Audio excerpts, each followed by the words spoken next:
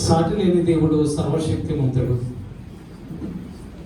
గడిచిన ఏప్రిల్ నెలంతా తన కృపలో మనం భద్రపరిచి ఈ మే నెల మొట్టమొదటి పునరుద్ధానం మనకు మన తొడుకులు వచ్చి ఆయన సన్నిధిలో ఆయన నామమును స్తుతించి, కీర్తించి, ఆరాధించి ఆయన వాక్యం వినడానికి ఇచ్చినటువంటి శ్రేష్టమైనటువంటి కృపను బట్టి మన ప్రభు అయినటువంటి యేసుక్రీస్తు వారి యొక్క ఘనమైన నామమునకు మహిమ కలుగును గాక. ఆమేన్, ఆమేన్.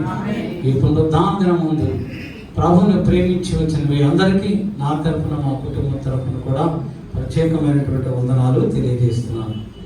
Praise the lord. బైబిల్ ఉన్న వారందరూ తెరిచి ప్రకటన గ్రంథం 22వ అధ్యాయం 12వ వచనాన్ని మనం ధ్యానిద్దాం. 22:12. ఇదిగో త్వరగా వచ్చుచున్నాను, వాని వాని క్రియల చొప్పున ప్రతివానికి ఇచ్చుటకు నేను సిద్ధపరిచిన జీతము నా యొద్ద ఉన్నది. బాగా గమనించండి, ప్రభు మనతో మాట్లాడుతున్నాడు. ఇదిగో త్వరగా వచ్చుచున్నాను. మన ప్రభు రాకడ త్వరగా ఉన్నది. నేను త్వరగా వచ్చుచున్నాను, వాని వాని క్రియల చొప్పున ప్రతివానికి ఇచ్చుటకు నేను సిద్ధపరిచిన జీతము నా యొద్ద ఉన్నది. ఇంగ్లీష్ బైబిల్లో జీతము అంటే రివార్డ్ అని రాయబడింది. మన ప్రభు త్వరగా వస్తున్నాడు, త్వరగా వస్తున్నాడు. నమ్మని వాళ్ళు ప్రైజ్లాడు చెప్పండి. హల్లెలూయా, హల్లెలూయా. ఆయన వచ్చినప్పుడు ప్రతివానికి కూడా వాని వాని క్రియల చొప్పున వారికి ఆయన బహుమతి ఇస్తాడు. ఒక బహుమతి ఇస్తాడు ఆయన.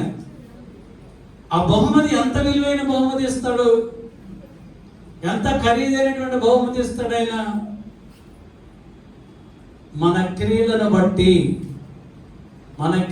బట్టి మనకి ఇచ్చేటువంటి బహుమానము ఉంటుంది. మనకు 100కి 100 మార్కులు వస్తే ఆయన ఇచ్చే బహుమానం వేరుగా ఉంటుంది.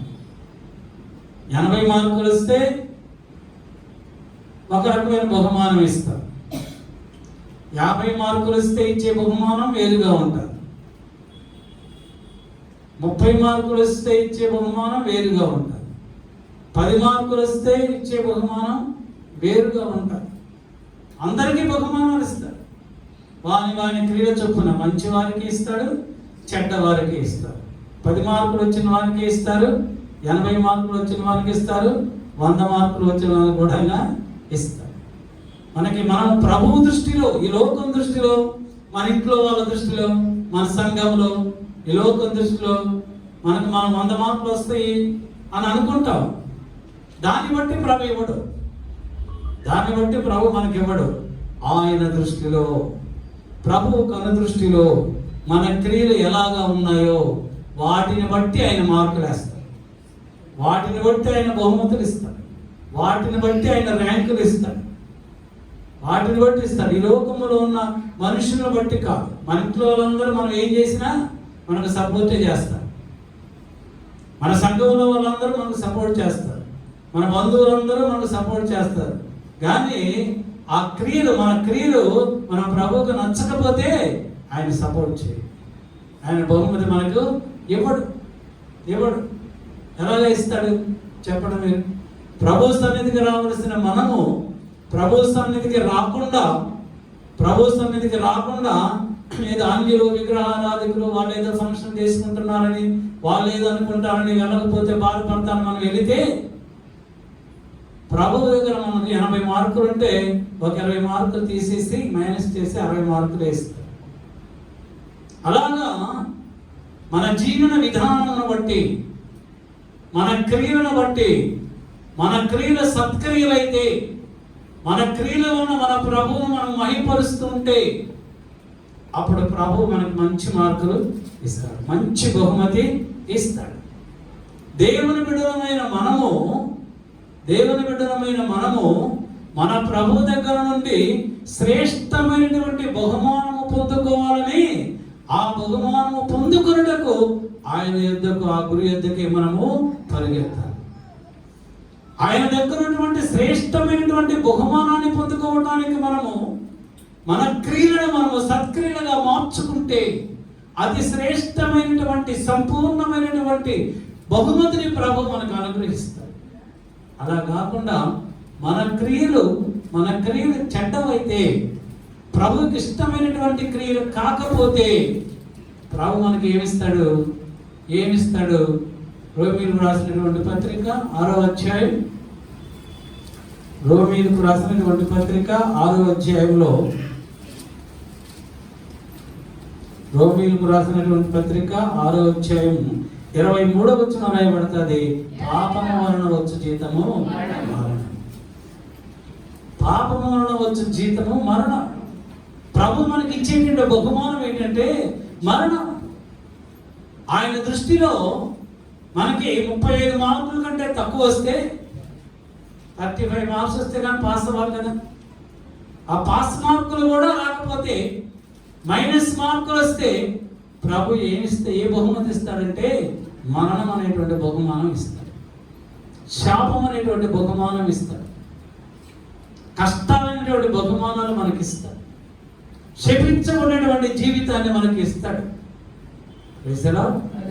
కనుక దేవుని బిడ్డలమైనటువంటి మనము మన ప్రభు యొద్ద నుండి మనకి, మన కుటుంబాలకి మంచి శ్రేష్టమైనటువంటి బహుమానం పొందుకోవాలి అంటే ఆయనకి ఇష్టమైనటువంటి క్రియలు మాత్రమే మనము చేయాలి. యోధా భక్తులు అంటాడు, యోధా పత్రిక 10-11 వచ్చిన చదవండి. వీరైతే తాము గ్రహింపని విషయములను గూర్చి దూషించువారే వివేక శూన్యములకు మృగముల వలె వేటిని స్వాభావికముగా ఎరుగుదురో వాటి వలన తమ్మును తాము నాశనము చేసుకొనుచున్నారు. అయ్యో వారికి శ్రమ. వారు కయీను నడిచిన మార్గమున నడిచిరి బహుమానము పొందవలనని బిలాము నడిచిన తప్పు త్రోవలో ఆతురముగా పరిగెత్తిరి.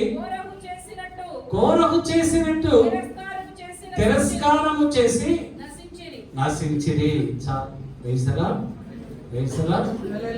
వారైతే వారు స్వభావములకు అనుసరించి నడిచారు, వారి ఆలోచనకు అనుసరించి, వారి స్వభావం అనుసరించి, చెడ్డ స్వభావం అనుసరించి నడిచారు.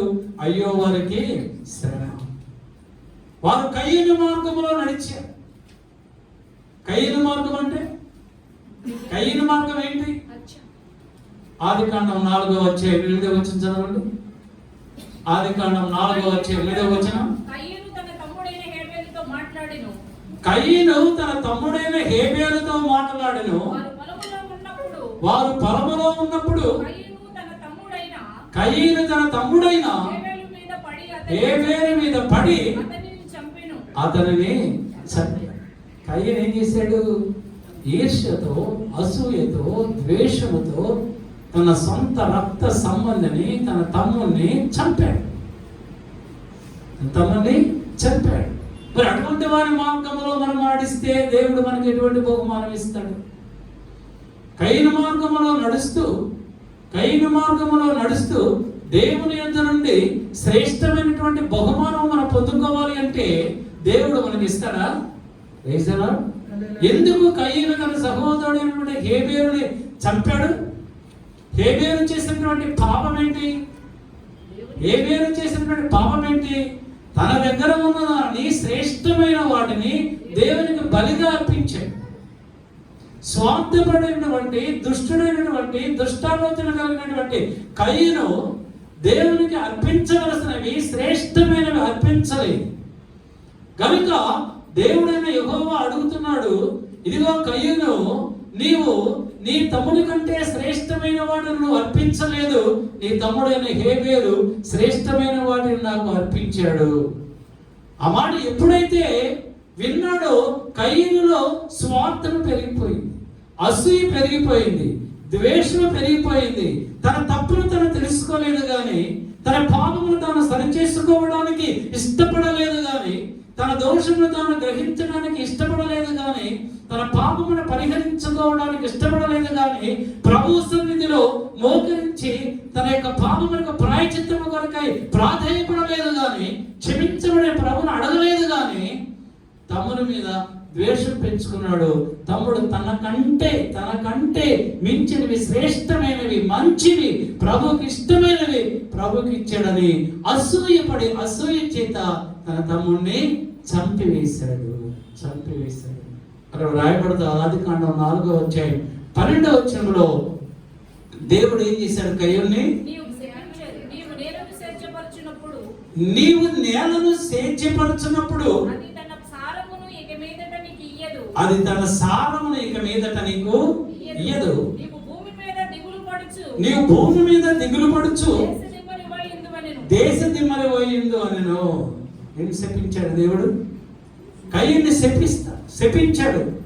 ఎందుకు శపించాడు? కయ్యూని సత్క్రియ చేయి, ప్రతి వానికి వాని క్రియలను బట్టి బహుమతి ఇవ్వడానికి నా యొద్ద బహుమతులు ఉన్నాయి. మన క్రియలను బట్టే దేవుడు మనం ఆశీర్వదిస్తాడు. మన క్రియలను బట్టే మన కుటుంబాన్ని ఉన్నతమైనటువంటి స్థితిలో ఉంచుతాడు. మన క్రియలు మంచివైతే, మన క్రియలు శ్రేష్టమైనవైతే దేవుడు మన కుటుంబాలను కూడా ఉన్నతమైనటువంటి స్థితిలో ఉంచుతాడు. వాళ్ళను చూసి వీళ్ళను చూసి మనం అసూయపడకూడదు. వాళ్ళేంటి ఎలాగా చేస్తున్నారు, వీళ్ళేంటి ఎలాగా చేస్తున్నారు అంటారు. అనేక మంది అంటారు.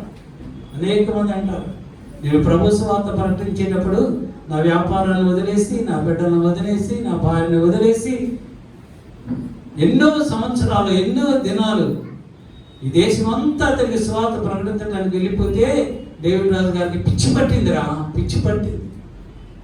పట్టింది. డబ్బంతా వ్యర్థం చేసుకొని, డబ్బు సంపాదించుకొని, ఆస్తులు సంపాదించుకోకుండా ఉన్న ఆస్తులన్నీ కరిగిపోతూ ఉంటే ఊరు తిరిగి పిచ్చోడులాగా ప్రభు అంటూ తిరుగుతున్నారని ఎంతో మంది అన్నారు. 3 ఆడపిల్లలు పెట్టుకొని భయం లేదు, అసలు ఇష్టవంతుడు తిరుగుతున్నాడు అని ఎంతో మంది అన్నారు. అవును, క్రీస్తు పిచ్చి పట్టిన వారు, క్రీస్తు సువార్తను ప్రకటించాలనేటువంటి పిచ్చి పట్టిన వారిని దేవుడు ఉన్నతమైనటువంటి స్థితిలో ఉంచుతాడు. ఆయన హీనదశలో ఉంచడు. ఆయనకి ఇష్టమైనటువంటి కార్యములు మనము చేసినప్పుడు దేవుడు నిశ్చయముగా మనకి శ్రేష్టమైనటువంటి, ఉన్నతమైనటువంటి, సంపూర్ణమైనటువంటి బహుమానములు అనుగ్రహించేటువంటి దేవుడు. ఈర్ష్య, అసూయ, ద్వేషములు మనకి ఉండకూడదు. క్రైస్తవులకి ఈర్ష్య, అసూయ, ద్వేషములు ఉండకూడదు. ఉంటే మన కుటుంబాలు ఆశీర్వదింపబడ. కయీను ఈర్ష్య, ద్వేషంతో తన సహోదరుని చంపాడు కనుక ప్రభు అంటున్నాడు, దేవుడు అంటున్నాడు, కయ్యూను నువ్వు బ్రతికినంత కాలము కూడా నువ్వు సేద్యం చేస్తే, నువ్వు పంట పండిస్తే ఆ భూమి నీకు బలాన్ని ఇవ్వదు, సారము ఇవ్వదు, నిస్సారమైపోతుంది. నువ్వు ఎంత కష్టపడ్డా నీ కష్టానికి ప్రతిఫలము రాదు. చివరకు నువ్వు నీ బతుకు కాలం అంతా కూడా దేశ దిమ్మరవై నువ్వు తిరుగుతావు. ఎవరు దేశ దిమ్మరుగా తిరిగేది? ఎవరు తిరుగుతారు దేశ దిమ్మరుగా? సైతాన్ తిరుగుతాడు. దేవుడు సైతాన్ అంటున్నాడు, సైతానా నువ్వు ఎక్కడి నుంచి వచ్చావు అంటే, సైతాన్ ఏముంది భూమి మీద అటు ఇటు తిరుగులాడుచు వచ్చాను. కయ్యూని పరిస్థితి కూడా ఇప్పుడు అదే. ప్రభు శపించాడు. దేశ దిమ్మరంటే అచ్చోసిన ఆంబోతులు ఉంటాయి తెలుసా మీకు? విలేజ్లో ఉంటాయి అచ్చోసిన ఆంబోతులని. ఆంబోతులను వచ్చేసి దాన్ని వదిలేస్తారు. దాని ఇష్టం ఏ పొలంలోకి వెళ్తుంది, ఏ ఇంటికైనా వెళ్తుంది, ఎక్కడికైనా వెళ్ళి దాని ఇష్టం వచ్చినట్లుగా అది జీవిస్తుంది. అటువంటి జీవితం మనకి రాకుండా ఉండాలి అంటే, అటువంటి జీవితం, కయ్యూని వంటి జీవితం మనం దర్శించకుండా ఉండాలి అంటే, మనం ప్రభుకి ఇష్టమైనటువంటి కార్యములు చేసి శ్రేష్టమైనటువంటి బహుమతిని ప్రభు యొద్ద నుంచి మనము పొందుకోవాలి. 2వ వ్యక్తుల గురించి మనం రాయబడింది, చదవండి. బిలాము 11వ వచనం. బిలాము నడిచిన తప్పు త్రోవలో ఆతురముగా పరిగెత్తారు. ఎలాగా పరిగెత్తారు? ఆతురముగా, ఏదో కొంపలు అంటుకుపోతున్నట్టు వెళ్ళి త్వరగా వెళ్ళి వాటిని ఆర్పాలన్నట్టుగా పరిగెత్తారు. బిలాము చేసినటువంటి పాపం ఏంటి? బిలాము ఎందుకు త్వరపడ్డాడు? దేవుని ప్రజలని శపించడానికి త్వరపడ్డాడు. దేవుని ప్రజలకు అన్యాయం జరగాలని త్వరపడ్డాడు. బహుమతులకు ఆశించాడు. దుష్టుల నుంచి, విగ్రహారాధికుల నుంచి, అన్య జనాంగముల నుంచి, అన్య రాజుల నుంచి గౌరవం కావాలని, డబ్బు కావాలని, పరపతి కావాలని, సన్మానాలు కావాలని, వెండి బంగారములకు ఆశించిన వాడే దేవుని ప్రజలను శపించడానికి త్వరపడ్డాడు. అలాగనే ఈ దినాలలో అనేక మంది కూడా దేవుని ప్రజలకు అన్యాయం చేయాలని, దేవుని ప్రజలకు వ్యతిరేకంగా జీవించాలని పరిగెత్తుతూ ఉన్నారు. దేవునికి ఇష్టమైనటువంటి కార్యములు చేయడానికి. యెహోషువ గ్రంథం 13వ అధ్యాయం 22వ వచనంలో రాయబడుతుంది. చదవండి. 13:22లో ఇశ్రాయేలీయులు సోదగాడైనటువంటి బిలామును తాము తక్కిన వారితో పాటు ఖడ్గముతో త్వరగా పరిగెత్తాడు దేవుని ప్రజలని దేవుడు శపించడానికి. చివరికి ఏమైంది? దేవుని ప్రజలు ఒక అన్యుని చంపినట్లుగా, ఒక విగ్రహారాధుని, ఒక శత్రువుని చంపినట్లుగా ఖడ్గముతో దేవుని ప్రవక్త అయినటువంటి బిలాముని చంపివేశారు. బిలాము నడిచినటువంటి ఆ తప్పు త్రోవ, ఆ మార్గం, ఆ క్రియలు, బిలాము యొక్క క్రియలు దేవునికి వ్యతిరేకముగా ఉన్నవి కనుక దేవుడు ఏం చేశాడు? పాపం వల్ల వచ్చి జీతము మరణము. కోరా కుమారుల గురించి చదువుకున్న తర్వాత సంఖ్యాకాండము 16వ అధ్యాయంలో 1, 2, 3 వచనాలు రాయబడుతుంది. కోరహు, దాతాను, అబీరాము, ఓనును మరియు సమాజ ప్రధానులైన 250 మందితో మోషేకు ఎదురుగా లేచి, మోషే అహరోనులకు విరోధముగా పోగుపడి, మీతో మాకిక పని లేదు, ఈ సర్వ సమాజములోని ప్రతివాడును పరిశుద్ధుడే, యెహోవా వారి మధ్యన ఉన్నాడు, యెహోవా సంఘం మీద మిమ్మల్ని మీరేలా హెచ్చించుకొనుచున్నారు. కోరహు, దాతాను, అబీరాము, ఈ నలుగురు వీరితో కలిసినటువంటి 250 మంది సమాజంలో ఉన్న అధికారులు. వీరందరూ ఒక గ్రూపుగా ఏర్పడిపోయారు. ఈ దుష్టయం అంటే నలుగురు దుష్టులు కలిసి వాళ్ళతో పాటు 250 మందిని ఏర్పాటు చేసుకుని, మోషే, అహరోనులారా, మీరే పరిశుద్ధులా, మేమునే పరిశుద్ధులమే, యెహోవా మా మధ్య ఉన్నాడు, మేమునే పరిశుద్ధులమే.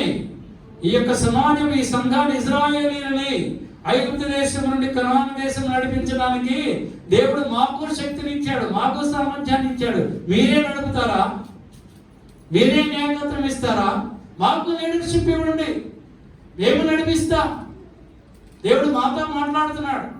మేము అభిషేకించబడ్డాం, మేము అన్ని భాషలు మాట్లాడగలం, మేము ప్రవచనాలు చెప్పగలం. మిమ్మల్ని మీరే ఎందుకు హెచ్చించుకుంటున్నారు? దేవుడు మిమ్మల్ని ఏర్పాటు చేసుకున్నాడా? మమ్మల్ని ఏర్పాటు చేసుకున్నాడు. మేము పరిశుద్ధులమే, మేము భాషలు మాట్లాడుతూనే ఉన్నాము, మేము అద్భుతాలు చేస్తూ ఉన్నాము అని మోషేకు వ్యతిరేకంగా లేచారు. మోషే దేవుని చేత ఏర్పాటు చేయబడినటువంటి నాయకుడు. మంచిదే, దేవుడు నిన్ను కూడా అభిషేకించాడు, ఆశీర్వదించాడు. దేవుడు నీతో కూడా ఉన్నాడు, కానీ నిన్ను ఏర్పాటు చేసుకోలేదు, నిన్ను ఎంపిక చేసుకోలేదు, నిన్ను సేవకునిగా ఏర్పాటు చేసుకోలేదు, నిన్ను నాయకునిగా ఏర్పాటు చేసుకోలేదు. దేవుని చేత ఏర్పరచబడిన వాడే నాయకుడు. Praise the Lord. దేవుని చేత ఏర్పరచబడిన వాడే సేవకుడు. ప్రతివాడు సేవకుడు కాదు.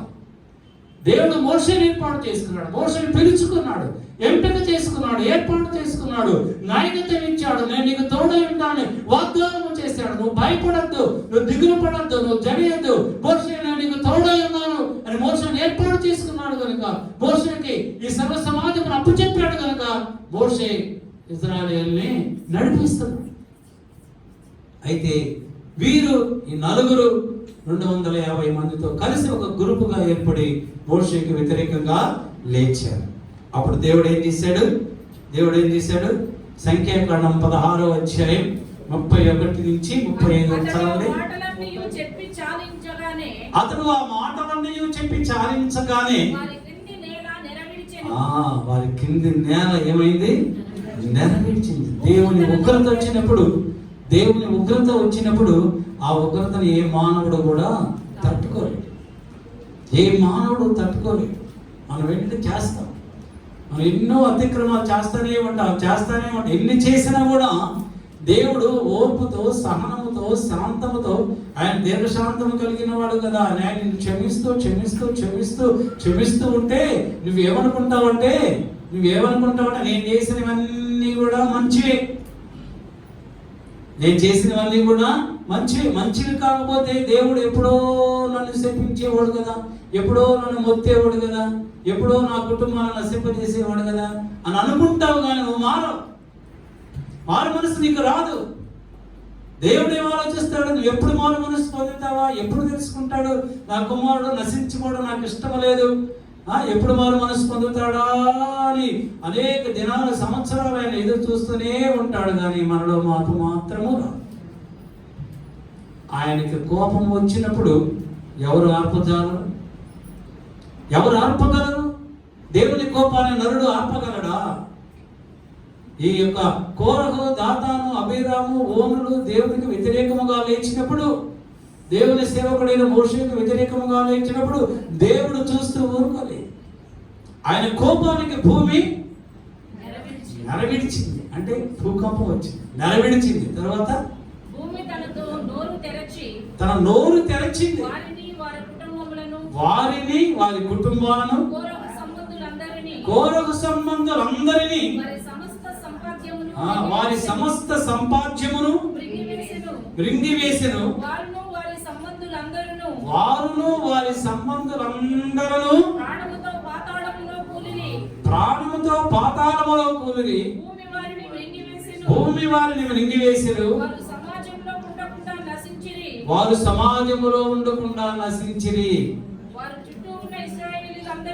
వారు చుట్టూ ఉన్న ఇశ్రాయేలీయులందరూ వారి ఘోష విని భూమి మనలను మృంగివేయునేమో అని పారిపోయిరి. మరియు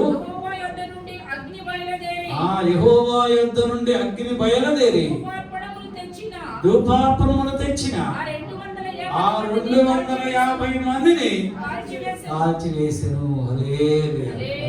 ఎంత భయంకరమైనటువంటి తీర్పు దేవుని యొద్ద నుండి వచ్చింది. గమనించండి, మీ అందరికీ బైబిల్ వాక్యాలు తెలుసు. ఎంత భయంకరమైనటువంటి తీర్పు. దేవునికి ఇష్టము లేని కార్యములు మనము చేస్తే ఇటువంటి భయంకరమైనటువంటి తీర్పులకి మనం యోగ్యులమవుతాం. ఈ తీర్పులు మన ఎదురు రాకుండా ఉండాలి అంటే ఆయనకి ఇష్టమైనటువంటి కార్యములు చేసినప్పుడు ఆయన ఎదురు శ్రేష్టమైనటువంటి బహుమతులు మనము పొందుకుంటాము. ప్రతి తండ్రి కూడా, ప్రతి తల్లిదండ్రులు కూడా తన బిడ్డలకి మంచివి, శ్రేష్టమైనటువంటి బహుమతులు ఇవ్వాలని ఆశపడతాడు.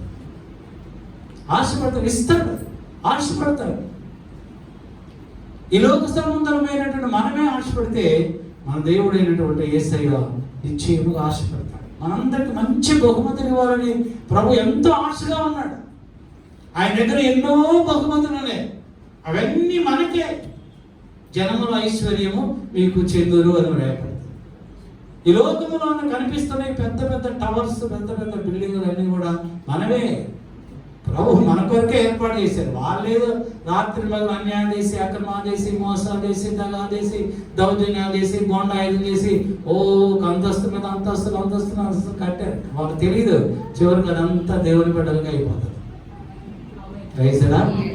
అవన్నీ మనకే. ఎందుకు? ప్రభు చూస్తున్నాడు. కట్టినాడు. అవన్నీ కూడా ఎవరైతే ప్రభు దృష్టిలో మంచిగా, యోగ్యంగా, ఆయనకి ఇష్టమైనటువంటి కార్యములు చేస్తూ, క్రియలను చేస్తూ ఉంటారో మా బిడ్డలందరికీ నేను మంచి బహుమతులు ఇస్తానని వాటన్నిటినీ జాగ్రత్తగా, భద్రంగా దాచిపెట్టాడు ప్రభు. ప్రభుకి ఇష్టమైనటువంటి క్రియలే మనం చేయాలి. చదవండి, కొరింథీయులకు రాసినటువంటి మొదటి పత్రిక 9వ అధ్యాయం 24-25 వచ్చిన చదవండి. అపోస్తలుడైన పౌలు ఏమంటున్నాడు? పందెపు రంగమందు పరిగెత్తు వారందరూ పరిగెత్తుదురు కానీ ఒక్కడే ఇక్కడే బహుమానము పొందునని మీకు తెలియదా? అటువలే మీరు బహుమానము పొందినట్లుగా పరిగెత్తండి. మరియు పందెమందు పోరాడు ప్రతివాడు అన్ని విషయములందు మితముగా ఉండును. చాలు.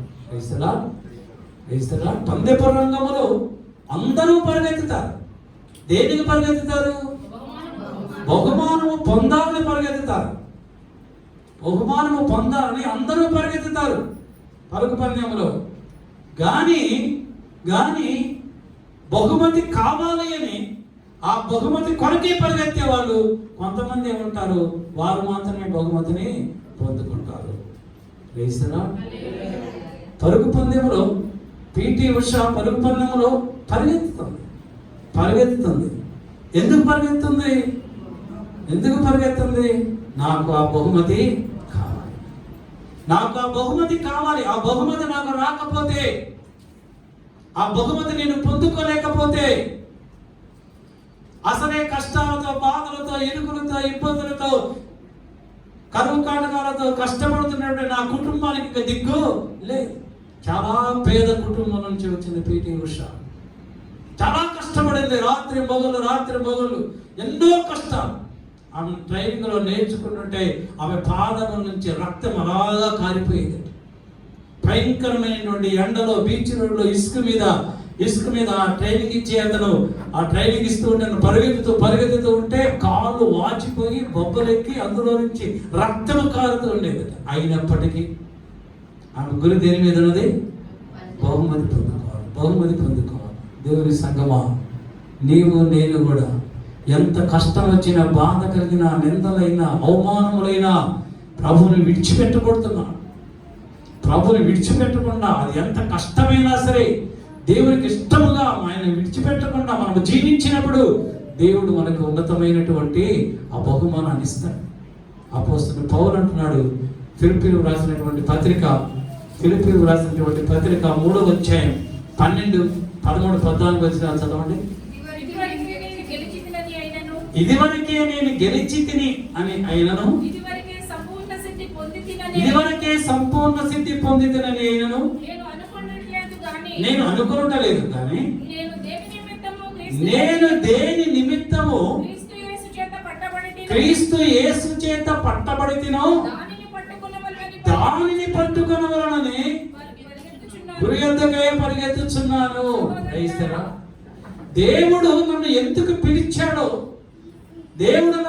పిలిచాడో దానిని నెరవేర్చాలని, దాని నిమిత్తమే జీవించాలని, దేవుని యొద్ద నుండి బహుమానము పొందుకోవాలని ఆ గురి యొద్దకే నేను పరిగెడుతున్నాను. ఎన్నో కష్టాలు, ఎన్నో బాధలు, ఎన్నో శ్రమలు, ఎన్నో నిందలు అవమానించాడు పౌలు. ఎవరి కొరకు? ప్రభు కొరకు.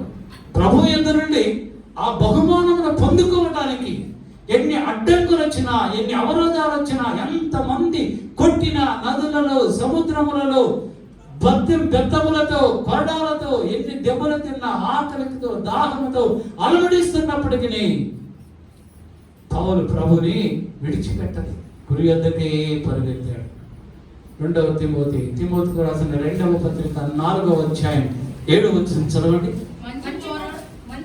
మంచి పోరాటము పోరాడి తిని నా పరుగు కడముట్టించి తిని విశ్వాసము కాపాడుకుంటుని ఇక మీదట నా కొరకు నీతి కిరీటం ఉంచబడి ఉన్నది. చాలు. మంచి పోరాటము పోరాడు. నా విశ్వాసమును కాపాడుకున్నాను. నా కొరకు నీతి కిరీటం ఉంచబడింది. గొప్ప బహుమతి. దేవుడు పౌలు కొరకు ఏమించాడు? నీతి కిరీటం అనేటువంటి బహుమానం కొరకు. ఆ నీతి కిరీటం పొందుకోవాలనేటువంటి ఆ బహుమానాన్ని ప్రభు యొద్ద నుండి పొందుకోవాలని పౌలు అనేకమైనటువంటి శ్రమలు అనుభవించి పౌలు అంటున్నాడు ధైర్యముగా, ఇదిగో నా కొరకు నీతి కిరీటము ఉంచబడింది.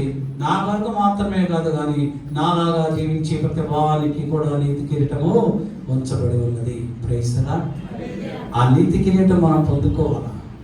దేవుని యొద్ద నుండి ఆ శ్రేష్టమైనటువంటి ఆ బహుమానాన్ని పొందుకోవడానికి మన క్రియలు ఆయనకి ఇష్టమైనవిగా ఉండాలి. మన క్రియలను బట్టి మన క్రియలను బట్టి ప్రభువును ఆశీర్వదిస్తాం. ప్రైస్తరా. ఆదికాండం 15వ అధ్యాయము 1-2 వచనాలు చదవండి.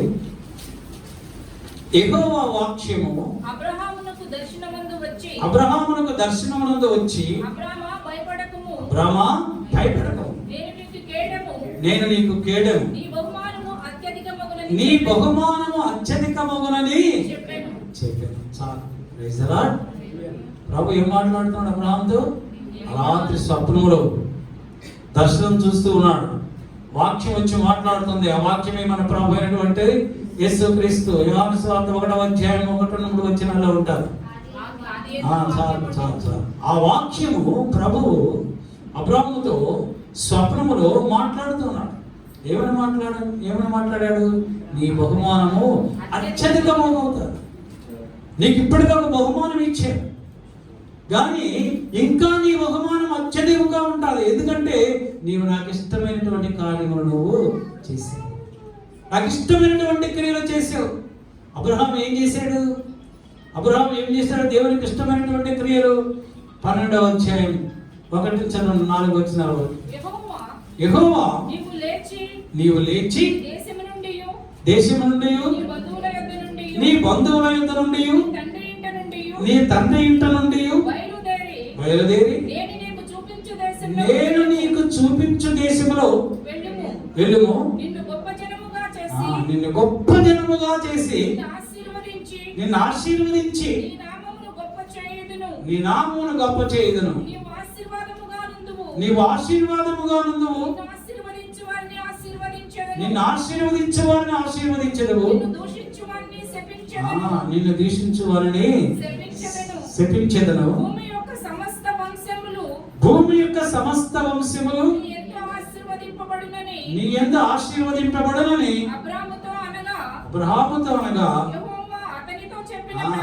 యెహోవా అతనితో చెప్పిన ప్రకారము అబ్రహాము వెళ్ళెను. హల్లెలూయా, హల్లెలూయా. యెహోవా అతనితో చెప్పిన ప్రకారం, అబ్రాహాముతో చెప్పిన ప్రకారము అబ్రాహాము వెళ్ళెను. Praise the Lord. ప్రభు అబ్రాహాముతో అంటున్నాడు, నేను చూపించే దేశానికి నువ్వు వెళ్ళు అన్నాడు. నేను ఇక్కడ ఆశీర్వదిస్తాను, వెళ్ళు అన్నాడు. అన్న వెంటనే అబ్రహాము చిత్తము ప్రభు అని అక్కడికి వెళ్ళాడు. దేవుని యొక్క మాటకు, దేవుని యొక్క వాక్యమునకు అబ్రహాము లోబడ్డాడు. ప్రభు నీలో నాలో ఏం చూస్తున్నాడంటే, లోబడేటువంటి మనస్సు మనకు ఉన్నదా లేదా అని చూస్తాడు. మరొక చోట దేవుడు అబ్రహాముతో అంటున్నాడు, అబ్రహమా, తూర్పు పడమర ఉత్తర దక్షిణ దిక్కులు చూడము, వీటన్నింటినీ నీకు స్వాస్థ్యముగా ఇస్తాను. నీవు ఇక్కడ నుంచి వెళ్ళి హెబ్రోనుకు వెళ్ళు అన్నాడు. ఆదికాండం 13వ అధ్యాయం 18వ వచనంలో ఉంటాడు. అప్పుడు అబ్రాము తన గుడారము తీసి హెబ్రోనులోని మమ్రే దగ్గరనున్న సింధూర వృక్షవనములోనికి దిగి అక్కడ యెహోవాకు బలిపీఠము కట్టెను. ఎందుకు దేవుడు అబ్రహాముకి, అబ్రహాం నీ బహుమానము అత్యధికము, ఎందుకు అత్యధికము అన్నాడు? ఎందుకు శ్రేష్టమైనటువంటి బహుమానం ఇస్తానన్నాడు? దేవుని యొక్క మాటకు లోబడ్డాడు. లోబడేటువంటి జీవితము కాదు. ఎవరినైతే హంబుల్నెస్ ఉంటారో, ఎవరైతే దేవునికి లోబడతారో, ఆయన వాక్యానికి లోబడతారో, ఆయన మాటకు లోబడతారో, దేవుడు వారికి ఉన్నతమైనటువంటి శ్రేష్టమైనటువంటి బహుమానము అనుగ్రహిస్తాడు. హల్లెలూయా. ఏం బహుమానం ఇచ్చాడు? అతి లేదు కదా మనకి. ఏ బహుమానం ఇచ్చాడు దేవుడు? అతి శ్రేష్టమైనటువంటి బహుమానము. చదవండి ఆదికాండము 21వ అధ్యాయము 2వ వచనం. ఎట్లనగా దేవుడు అబ్రహాముతో చెప్పిన నిర్ణయ కాలములో శారా గర్భవతి అయి అతని ముసలితనమందు అతని కుమారుని కనెను. అప్పుడు అబ్రహాము తనకు పుట్టినవాడును తన కుమారునికి ఇస్సాకు అని పేరు పెట్టెను. ఏమిచ్చాడు దేవుడు? అత్యున్నతమైన బహుమానాన్ని, స్వాస్థ్యాన్ని ఇచ్చాడు. సంతానము ఇచ్చాడు. స్వాస్థ్యం అన్నిటికంటే శ్రేష్టమైనటువంటి బహుమతి స్వాస్థ్యం. దావీదు మహారాజు రాసినటువంటి కీర్తన 127:3 రాయబడుతుంది, కుమారుడు యెహోవా అనుగ్రహించు స్వాస్థ్యము, గర్భఫలము ఆయనిచ్చు బహుమానం. ఈ గర్భఫలం అనేటువంటి అతి శ్రేష్టమైనటువంటి బహుమానాన్ని దేవుడు అబ్రహాముకి ఇచ్చాడు. కుమారుడిని స్వాస్థంగా ఇచ్చాడు. ఎందుకు? అబ్రహాం అన్ని విషయములలో ప్రభుకు లోబడి ఉన్నాడు కనుక ఆ లోబడేటువంటి గుణం అబ్రహాములో ఉన్నది. అబ్రహాము క్రియలన్నీ కూడా దేవునికి ఇష్టమైనవి కనుక అబ్రహాము క్రియలను బట్టి దేవుడు అబ్రహాంకి అత్యున్నతమైనటువంటి బహుమానాన్ని ఇచ్చాడు. రూతు గ్రంథం 2వ అధ్యాయం 12వ వచనం చదువుతున్నాం. 2:12 ఆయన నీకు సంపూర్ణమైనటువంటి బహుమానము ఇచ్చునని ఆమెకు ఉత్తరము ఇచ్చింది. ఆమెతో అంటే రూతుతో బోయజ్ అంటున్నాడు, అమ్మా నీ దేవుడైనటువంటి యెహోవా నీకు సంపూర్ణమైనటువంటి బహుమానం. ఏ బహుమానం ఇస్తానన్నాడు? సంపూర్ణమైనటువంటి పరిపూర్ణమైనటువంటి, ఏ లోటు కూడా అందులో లోసుకులు లోట్లు 90%, 95% కాదు, 100కి 100% బహుమానం. దేవుడు నీకు సంపూర్ణమైన బహుమానం ఇస్తాడు అని బోయజ్ రూతుతో చెప్తాడు. ఏం చేసింది రూతు? ఎందుకు దేవుడు రూతుకి సంపూర్ణమైనటువంటి బహుమానం ఇస్తానన్నాడు? రూతు తాను చేసినటువంటి ప్రమాణమును బట్టి, తాను చేసినటువంటి తీర్మానమును బట్టి 1వ అధ్యాయం 16-17 వచనం చదవండి. అందుకు రూతు నా వెంబడి రావద్దనియు నన్ను విడిచిపెట్టమనియు నన్ను బ్రతిమాలుకోవద్దు, నీవు వెళ్ళు చోటకే నేను వస్తాను, నీవు నివసించు చోటనే నేను నివసిస్తాను, నీ జనమే నా జనం, నీ దేవుడే నా దేవుడు, నీవు మృతి పొందు చోటను నేను మృతి పొందెదను, అక్కడనే పాతి పెట్టబడదును, మరణము తప్ప మరి ఏదైనా నిన్ను నన్ను ప్రత్యేకపరిచిన యెడల యెహోవా నాకు ఎంత కీడైనను చేయనుగాక. ఎంత గొప్ప తీర్మానం! అటువంటి తీర్మానాన్ని మనం చేయగలమా? ఒకసారి గమనించండి. అటువంటి తీర్మానం మనం చేయగలమా? నీ ప్రజలే నా ప్రజలే, నీ దేవుడే నా దేవుడు, నీ దేవుడే నా దేవుడు అని అంటారు కానీ నీ ప్రజలే నా ప్రజలు, నీ దేవుడే నా దేవుడు. నువ్వెక్కడ పాతి పెట్టబడతావో నేను అక్కడే పాతి పెట్టబడతాను. మరణము తప్ప మనం ఏది కూడా వేరు చేయి. ఒక అన్యురాలు, ఒక విగ్రహారాధికురాలు దేవుని బిడ్డలతో ఆమె ఒక తీర్మానం చేసుకుంది. చదవండి 2వ అధ్యాయం 10-11 వచనంలో. బోయజు రూతుతో నీ పెనిమిటి మరణమైన తరువాత నీవు నీ అత్తకు చేసినదంతయు నాకు తెలియబడెను. బోయజు రూతుని గురించి సాక్ష్యం చెప్తున్నాడు. ఏమిటి సాక్ష్యం చెప్పాడు? నీ పెనిమిటి చనిపోయిన తరువాత వృద్ధాప్యములో ఉన్నటువంటి నీ అత్తకు, విధవరాలైనటువంటి నీ అత్తకు, ఏ పనులు చేసుకోలే నిస్సహాయ స్థితిలో ఉండి ఇతరులపై ఆధారపడినటువంటి నీ అత్తకు నీవు చేసినదంతయు నాకు తెలిసి ఉన్నది. ఏం చేసింది నయోమికి? రూతు ఏం చేసింది? నయోమి ఇంట్లోనే కూర్చోబెట్టి రూతు మాత్రమే బయటకు వెళ్ళి ఎండనక వాననక పర్ల పొలములోనికి వెళ్ళి పరిగెలు వేరి అవి తీసుకొచ్చి వాటిని దొల్లకొట్టి వాటిని వండి తన అత్తకి భోజనం పెట్టింది. ఎవరండి ఈ రోజుల్లో పెడతారు? డబ్బులు ఇచ్చినా కూడా చూడలేదు, ఆస్తులు ఇచ్చినా చూడలేదు. ఈ తల్లిదండ్రులు ఏం చేస్తారంటే ఆస్తి పిల్లలకి ఇచ్చేస్తే వాళ్ళు మన అసలు చూడని ఆస్తి వేరు పేరు మీద అలా ఉంచుకుంటే తదనంతరం రాసిందంటే అర్థం ఏంటో అని వాళ్ళు ఆలోచిస్తున్నారు పిల్లలు. తదనంతరం అంటే ఏంటి అర్థం? తదనంతరం అంటే అర్థం ఏంటి? వాళ్ళు మరణమైన తర్వాత వస్తాట. మరి ఇప్పుడే చంపేస్తే ఎప్పుడు వస్తుంది? అప్పుడు దాకా ఎందుకు రా మళ్ళా? ఇప్పుడే చంపేద్దాం, ఇప్పుడే చంపేస్తున్నాం, మాటలతో చంపేస్తున్నారు. ప్రవర్తనతో చంపేస్తున్నారు, అవసరమైతే నిద్ర మాత్రం ఎక్కించి కూడా చంపేస్తున్నారు. కానీ ఈ రూతు ఏం చేసింది? ఏమేం చేసింది? తన అత్త కొరకు ఆమె క్షేమ నిమిత్తము తన రాత్రనక పగలనక ఎండనక వాననక మంచులో తడిసి పొలమునకు వెళ్ళి ఎక్కడి నుంచో తల్లిదండ్రులను విడిచిపెట్టి ఎక్కడికో తెలియనటువంటి ప్రజల మధ్యలోనికి వచ్చి వారి పొలాలకు వచ్చి వారి పొలంలో దిక్కులేని దానిలాగా అడుక్కునే దానిలాగా వాళ్ళు వదిలి పారేసినటువంటి ఆ పరికరను ఏరుకొని తీసుకొని దున్నబట్టి వాటిని వండి అత్తకు పెట్టి పోషించిన విషయం అంతా, అమ్మా నీ అత్తకు నువ్వు చేసినదంతయు నాకు తెలిసి నేను తెలుసుకున్నా. చదివిన తర్వాత నీవు నీ తల్లిదండ్రులను నీ జన్మభూమిని విడిచి ఇంతకు ముందు నీవు ఎరుగని జనమునొద్దకు వచ్చితివి. యెహోవా నీవు చేసిన దానికి ప్రతిఫలం ఇచ్చును. చాలు, యెహోవా నీవు చేసిన దానికి ప్రతిఫలం ఇచ్చును.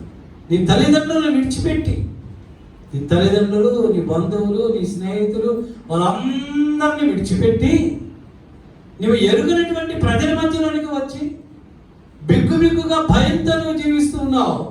నీ దేవుడైన యెహోవా అన్ని చూస్తూనే ఉన్నాడు కనుక అమ్మా నీకు నీ దేవుడైనటువంటి యెహోవా సంపూర్ణమైనటువంటి బహుమానం ఇస్తాడమ్మా. నీ క్రియలన్నీ ఆయన చూస్తూనే ఉన్నాడు. నువ్వు ఎలాగా వచ్చావు, నీ అత్తని ఎలాగా నువ్వు వెంబడించావు, నువ్వు ఏమని ప్రమాణం చేసావు, నువ్వు ఎలాగా నీ అత్తను చూసావు, నువ్వు ఏ విధంగా నీ తల్లిదండ్రులను విడిచిపెట్టావు, నువ్వు ఏ విధంగా కష్టపడ్డావు, నీ క్రియలన్నింటినీ ప్రభువు చూశాడమ్మా. నీకు సంపూర్ణమైనటువంటి బహుమానము ఇచ్చను. సంపూర్ణమైనటువంటి బహుమానం ప్రభువు ఇస్తున్నాడు. అటువంటి సంపూర్ణమైనటువంటి బహుమానము మనం పొందుకోవాలి అంటే రూతులాగా మనము తీర్మానం చేసుకోవాలి. రూతులాగా దేవునికి ఇష్టమైనటువంటి కార్యములన్నింటినీ కూడా మనము చూసుకోవాలి, చెయ్యాలి. అప్పుడు దేవుని యొద్ద నుండి మనకి మంచి శ్రేష్టమైనటువంటి బహుమానము ఇస్తాడు. 3 వ్యక్తుల గురించి మీకు చెప్పాను. అపోస్తలుడు పౌలు ఏ విధముగా ఆ యొక్క నీతి కిరీటం పొందుకోవడానికి ఎటువంటి మంచి క్రియలు, శ్రేష్టమైనటువంటి క్రియలు చేశాడు. అబ్రహాము ఎలాగా చేశాడు, రూతు ఎలాగా చేసింది. చివరిగా ఎస్తేరు గ్రంథం 6వ అధ్యాయము 3వ వచనం చదువుకుందాం, ముగించేస్తాను. ఇంత నిమిత్తము మొర్దెకైకు బహుమతి ఏదైనాను ఘనత ఏదైనాను చేయబడినా అని అడిగాను. ఎవరు అడిగారు? అహష్వేరోషు రాజు తన దగ్గర ఉన్నటువంటి సేవకులను అడుగుతున్నాడు. ఎందుకు అడిగాడు? ఈ మొర్దెకై ఏం చేశాడు? 6వ అధ్యాయం 2వ వచనం చదవండి. ద్వారపాలకులైన బిగ్దాను తెరషును రాజు యొక్క 2 నపుంసకులు రాజైన అహష్వేరోషును చంప ఎత్తించిన సంగతి మొర్దెకై తెలిపినట్టు అందులో రాజ సమాచారపు గ్రంథమందు రాయబడి ఉంది. రాత్రి వేళ అహష్వేరోషుకి నిద్ర పట్టకపోతే ఏం చేయాలో తోచని పరిస్థితిలో అక్కడ రాజ్య సమాచారపు గ్రంథం అప్పుడు ఉంటే ఆ బుక్ తీసి పేజీలన్నీ తిరిగేస్తుంటే ఒక చోట ఆయన కనుదృష్టి పడింది. అక్కడ వ్రాయబడింది, 2 నపుంసకులు రాజును చంపబోతుండగా ఈ మొర్దెకై అనేవాడు రాజుకి ఆ సమాచారం తెలియజేసి రాజుని రక్షించాడు, రాజుని మరణం నుంచి రక్షించాడు అని వ్రాయబడింది అక్కడ. అది చదివినటువంటి రాజు అంటున్నాడు, ఇందు నిమిత్తము నన్ను మరణము నుంచి తప్పించినటువంటి ఈ వ్యక్తికి ఈ తప్పించినందుకు గాను ఇందు నిమిత్తము మొర్దెకైకు బహుమతి ఏదైనాను ఘనత ఏదైనాను చేయబడినా అని అడిగాను. మంచి కార్యము నువ్వు చేసినప్పుడు, మంచి క్రియలు చేసినప్పుడు దేవుడే ఆ క్రియలను బట్టి ఎటువంటి బహుమతి మనకి ఇవ్వాలా అని నిర్ణయిస్తాడు.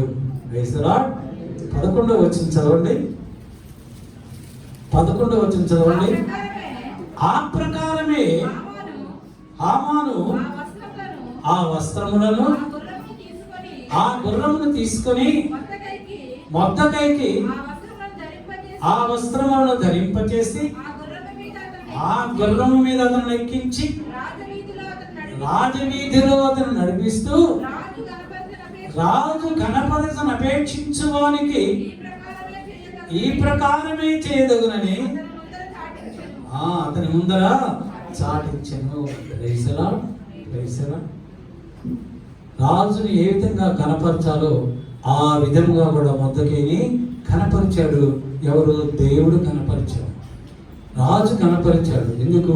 మొర్దెకై చేసినటువంటి క్రియలను బట్టి. రెండవదిగా మొర్దెకై ఏం చేశాడంటే మరొక కార్యము, శ్రేష్టమైన కార్యము. దుష్టుడైనటువంటి హామాను దేవుని బిడ్డలందరినీ నిర్మూలన చేయాలని ఒక శాసనము చేశాడు. యూదులందరినీ చంపివేయాలని ఒక శాసనము చేసినప్పుడు ఆ విషయం తెలుసుకున్నటువంటి మొర్దెకై ఏం చేశాడంటే 4వ అధ్యాయం 1వ వచనం చదవండి. జరిగినదంతయు తెలియగానే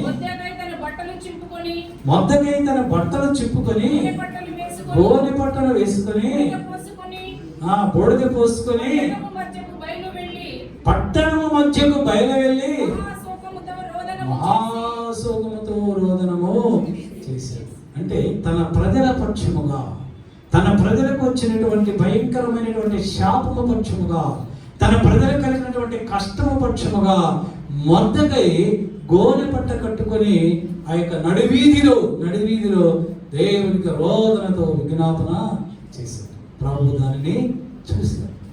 ప్రభుకి ఇష్టమైనటువంటి కార్యం. అందుకే మీకు ప్రతి ఆదివారం మీకు చెప్తాను, మన సంఘంలో ఉన్న వారందరి కొరకు మీరు ప్రార్థన చేయండి.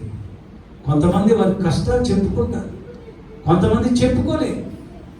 కనుక చెప్పుకోలేకపోయినా సంఘంలో ఉన్న వారందరి కొరకు, వారి క్షేమము కొరకు, వారి ఆశీర్వాదముల కొరకు, వారి ఉన్నతి కొరకు, వారి అభివృద్ధి కొరకు మనము నిత్యము ప్రార్థన చేయాలి. ఎవరైతే చేస్తారో దేవుడు చూస్తాడు, ఆ కుటుంబాన్ని బహుగా ఆశీర్వదిస్తాడు. ఇదిగో నేను త్వరగా వచ్చుచున్నాను, ప్రతి వానికి వాని క్రియల చొప్పున నేను సిద్ధపరిచిన బహుమానము నా యొద్ద ఉన్నది. ఆ బహుమానాన్ని పొందుకోవటానికి మనము ఆయనకి ఇష్టమైనటువంటి కార్యములను మనము చేయాలి. ఎవరైతే చేస్తారో వారు మాత్రమే ఆ బహుమతులు పొందుకోగలరు, ఆ ఆశీర్వాదములు పొందుకోగలరు. అటువంటి బహుమతులు మీరందరూ పొందుకునేదరు కాక, దేవునికి ఇష్టమైన కార్యములు మాత్రమే మీరు చేయుదురు గాక.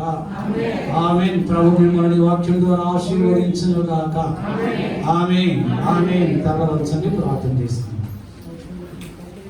కృపాసత్య సంపూర్ణము మహాపరిశుద్ధుడు మహాఖండుడు మా ప్రభువా యేసయ్య, ఈ మేలుల మొట్టమొదటి పునరుద్ధానమందని దాసను కాంతి నుండి మీరు మాట్లాడిన అతి శ్రేష్టమైనటువంటి లేఖనములను బట్టి మీకు స్తోత్రాలు నాయన. ప్రతి వారికి వారి క్రియల చొప్పున బహుమతి ఇవ్వడానికి నా దగ్గర సిద్ధముగా ఉన్నదని నువ్వు మాట్లాడావు, నీకు స్తోత్రాలు.